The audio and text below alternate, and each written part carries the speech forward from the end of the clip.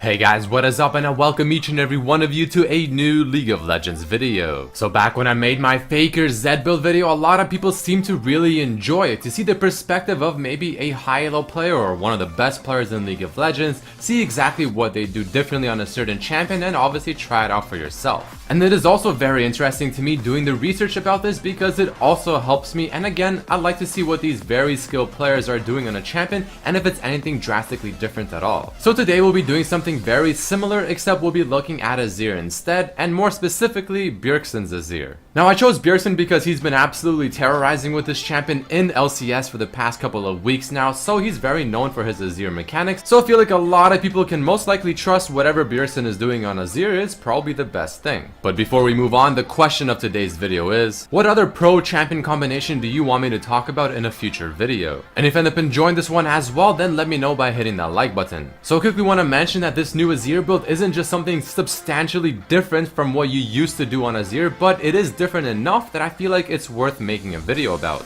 But we should also take a look at the old Azir build, and something even now people are still getting, to see the exact differences even better. So the major things are going to be the items and the runes. Now the first one at the top, you can see even right now as of this patch, when I look at the statistics on what people usually get on Azir, magic penetration reds and just flat magic resistance blues apparently are still the way in a lot of people's mind, on top of also always going for the Sork boots. And if you're an Azir player, maybe you're even still building this as well, but there are different runes and a different way you want to build your items now that is just simply better for the current meta. Keep in mind that the items I have listed are in that specific order of how you would usually buy it.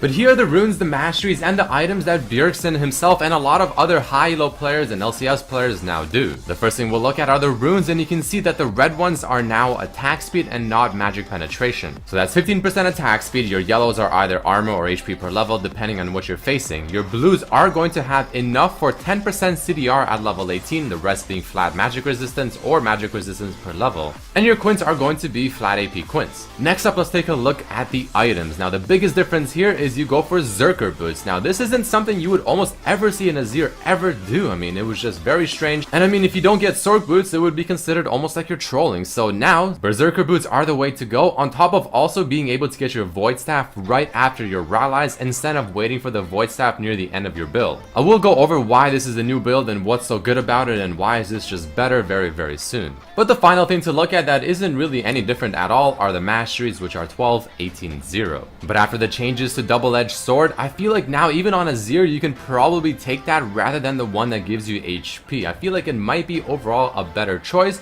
but again, I'm not 100% sure yet. But now that ranged champions also deal 3% bonus damage but only take 1.5% in return, it sounds like it's a pretty good thing on Azir.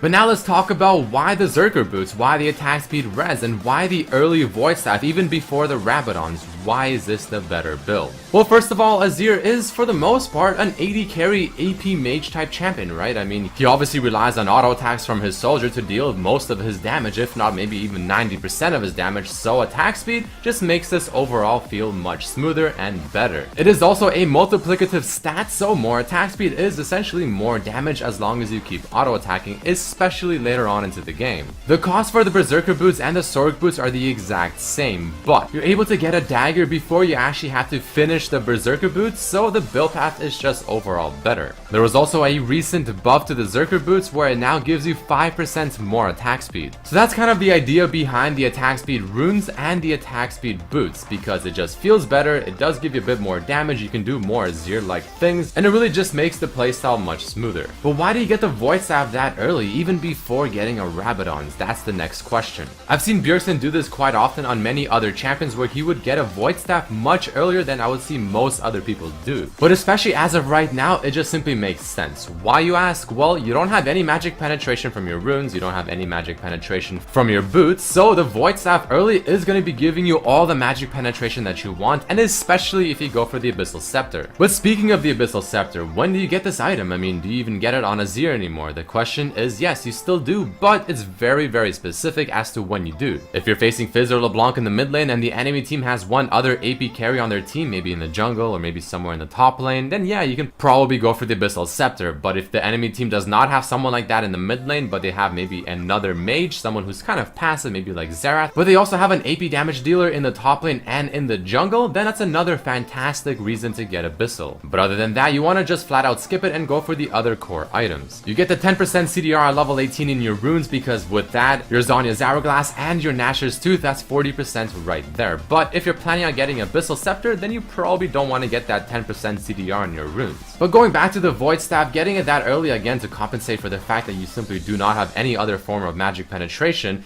it also fits the meta quite well, because there are quite a lot of tanky bruiser type champions in your face, and you want to be able to penetrate through their magic resistance sooner than later. But that is about it for this video, guys. I mean, there you go in Bjergsen's Azir build. The new Azir build, is this the best way to build him now? I would say yes, it most likely is. I mean, it just gives you everything you want. The playstyle just feels absolutely amazing. It feels very smooth, especially once you get the Zerker boots. And it's just something you gotta feel out for yourself and get a better idea and just realize, you know what, this is actually a very solid build. If you guys have any questions regarding this, make sure to write them in the comments below. I'll try to answer whatever I can. If you did enjoy this video, make sure to hit that like button. Answer the comment I asked at the beginning of the video if you so will, on which champion and pro combination do you want me to talk about for the next video. But I truly thank each and every one of you for watching, and I'll see you for the next one. Peace.